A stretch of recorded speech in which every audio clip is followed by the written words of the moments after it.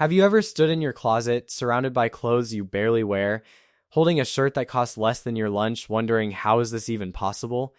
You probably felt that familiar rush, the dopamine hit of finding an incredible deal, the satisfaction of getting a trendy piece for $7 that looks just like the $200 version you saw on Instagram. But then reality hits. After 2 washes, it falls apart.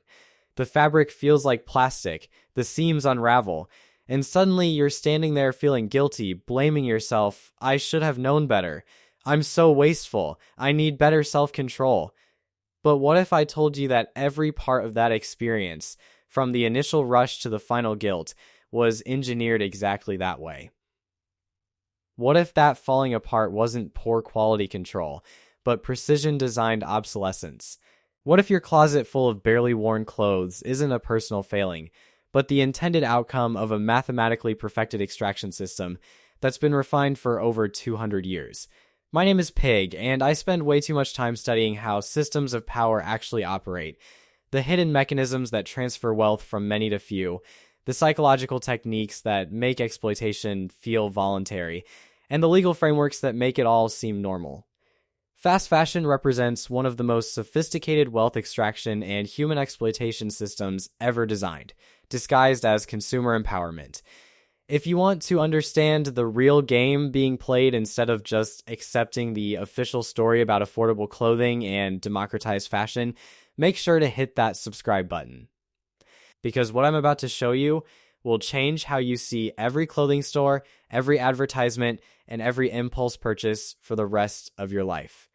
We're going to follow the money, expose the blueprint, and show you exactly how this machine converts human suffering into shareholder profits. Here's what they tell you about fast fashion. It's a triumph of modern capitalism and globalization that has democratized style. The textbook explanation is that companies like Zara, H&M, Shein, and Fashion Nova have revolutionized clothing by making runway trends accessible to everyone, regardless of income. Economists will tell you this is comparative advantage in action. Developing countries use their lower labor costs to manufacture goods, creating jobs and economic growth, while consumers in wealthy countries benefit from lower prices and more choices. The official purpose is breaking down barriers that once made stylish clothing exclusive to the wealthy. Industry executives speak passionately about empowering consumers and creating opportunities in developing economies. They'll show you statistics about employing millions of garment workers across Bangladesh, Vietnam, Cambodia, and Ethiopia. They'll highlight their sustainability initiatives and ethical sourcing commitments. Sounds reasonable, right? But if that's true, then explain this. Why are garment workers in Bangladesh, the world's second largest garment exporter, making an average of $96 per month in 2024, which is less than half of what's considered a living wage? Why did the Rana Plaza factory collapse kill 1,138 workers in 2013? And why have conditions barely improved since? Why does the average American now buy 60% more clothing items per year than in 2000, but keep each item for half as long? Let me show you what's actually happening behind the official story. Here's what the art of modern slavery actually is: a mathematically precise wealth extraction mechanism disguised as consumer empowerment, designed to transfer maximum value from both garment workers and consumers to a small number of corporate shareholders, while externalizing all social and environmental costs onto the public. This isn't a bug in the system. It's the primary feature.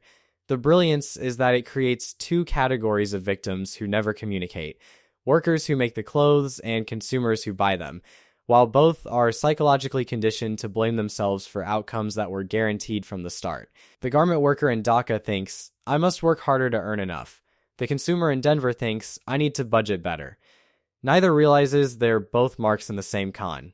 Here's exactly how wealth flows. A $29 dress at H&M breaks down like this.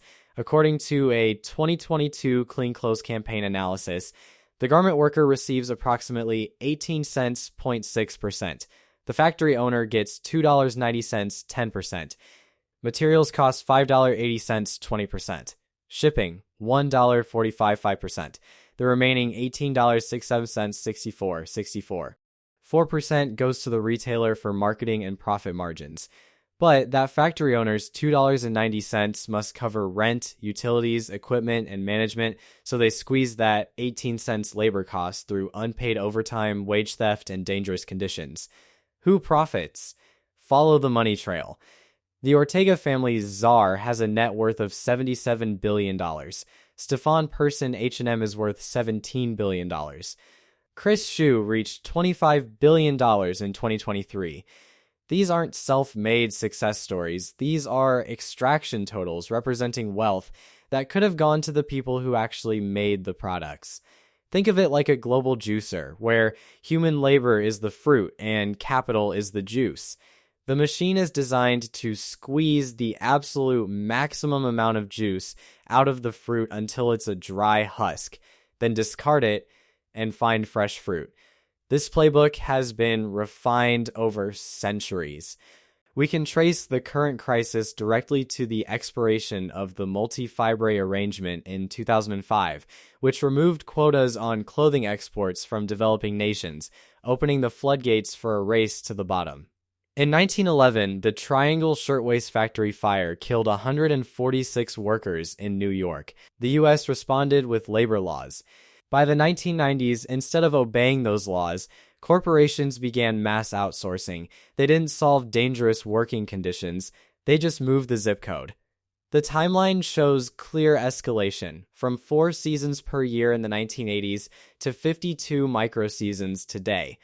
When the MFA expired in 2005, production surged in low-wage countries. By 2013, the Rana Plaza collapse killed 1,134 workers, the direct result of this race to the bottom. Notice the pattern? The system doesn't fix exploitation, it relocates it to wherever labor protections are weakest. In 1990, 50% of American clothing was made domestically. By 2013, that number was 2%. This wasn't about efficiency, it was about escaping accountability. Here's where you've seen this before. Every time regulations threaten profits, capital simply moves to jurisdictions with weaker enforcement. The documents show this isn't accidental migration, it's strategic regulatory arbitrage. Now let's talk about how they weaponize your own psychology against you. Fast fashion companies employ teams of behavioral psychologists. These positions are literally listed on their corporate websites. They use anchoring effects combined with artificial scarcity. You see a dress originally priced at $89 marked down to $29. Your brain anchors to $89, which was never real, and you feel like you're getting a $60 discount. The only two left. Tag triggers scarcity bias. They know that when humans see limited availability, we automatically think we'll miss out forever. A 2021 Journal of Consumer Psychology study found fast fashion retailers use false scarcity signals in 73% of inventory management. Here's the emotional journey they designed for you. Hope, seeing the influence. Investment, the ass. Disappointment, it doesn't transform you. Shame, blaming yourself. Renewed hope. Maybe the next item will work. Your hope makes you vulnerable, your shame keeps you quiet, and that silence prevents you from recognizing this is systematic rather than personal. A 2023 McKinsey report found 64% of American consumers feel guilty about clothing purchases, 71% have unworn clothes, and 58% feel anxious about fashion spending. You're not alone. You're responding exactly as predicted to engineered manipulation. The isolation serves the system. When you think you're uniquely weak-willed, you don't organize resistance. Why don't people talk about getting scammed? Because the system has convinced you that buying a $7 shirt that falls apart is your failure of judgment, not their deliberate design. When you think you're alone in this struggle, you don't organize collective action. Let's examine the documents. Here are 3 documented cases that expose the machine in action. On April 24, 2013, Rana Plaza collapsed, killing 1,138 workers. The day before, engineers declared the building unsafe, but workers were ordered back under threat of job loss. Why? Western retailers had orders with impossibly tight deadlines and financial penalties for delays. Factory owners calculated that the cost of one day's lost production exceeded potential liability. Follow the money. Western brands paid an average of 22 cents per garment in labor costs. After the collapse, they initially denied involvement until activists pulled clothing labels from the rubble. The compensation fund they eventually contributed to was less than what some spend on a single marketing campaign. Channel 4's 2022 undercover investigation documented Shein workers in Guangzhou working 18-hour shifts with 1 day off per month, earning $1.11 per hour. They're paid per piece. With complex penalty systems, making a mistake means working for free. Shein releases 6,000 new styles daily, using AI to analyze social media trends in real time. The Extraction. Shein was valued at $100 billion in 2022, spending $2 billion on digital advertising alone. That marketing budget could have given each of their 200,000 garment workers a $10,000 annual raise. The Sunday Times exposed that garment factories in Leicester supplying Boohoo were paying workers $3.50 per hour, less than half the legal minimum wage. These weren't hidden operations. They were an open secret. The brands knew the math didn't add up. You cannot sell a dress for $5 and pay legal wages, but maintained plausible deniability through subcontractor layers. Let's zoom out to see the full extraction scale. The fashion industry produces over 100 billion garments annually, nearly 14 items for every person on Earth. Here's the wage theft formula. U dollars text our living wage text actual wage text stolen value and dollars. In Bangladesh, the minimum wage is $113 monthly, while a living wage requires over $300. That's $187 stolen per worker monthly. Multiply by 4 million Bangladeshi garment workers. $187 times 4 million clerks, 748 million text D monthly dollars. That's $9 billion annually stolen from one country alone. This money doesn't disappear. It reappears as dividends for shareholders and wealth for executives. The consumer extraction is equally massive. Americans spend $380 billion annually on clothing, but 30% of purchases are never worn. Text unworn clothes Usilers, $380 billion times zero. 30 costs $114 billion. Americans waste over $114 billion yearly on unworn clothes. Not personal failing, but engineered obsolescence working as designed. Environmental costs add another $237 billion annually in pollution cleanup and resource depletion, paid by taxpayers, not the companies that design disposable clothing. These aren't just statistics. That $9 billion represents families losing homes, students trapped in debt, communities unable to afford basic services. Here's why this doesn't get fixed.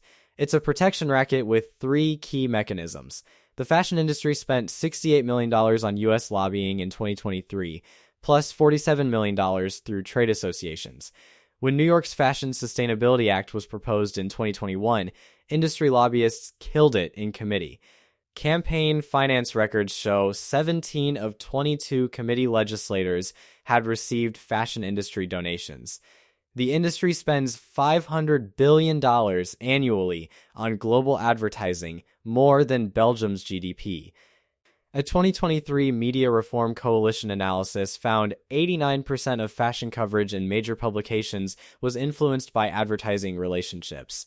Meanwhile, 62% of academic studies concluding conditions are improving were authored by researchers whose universities received fashion industry funding. The superpower is the subcontracting chain.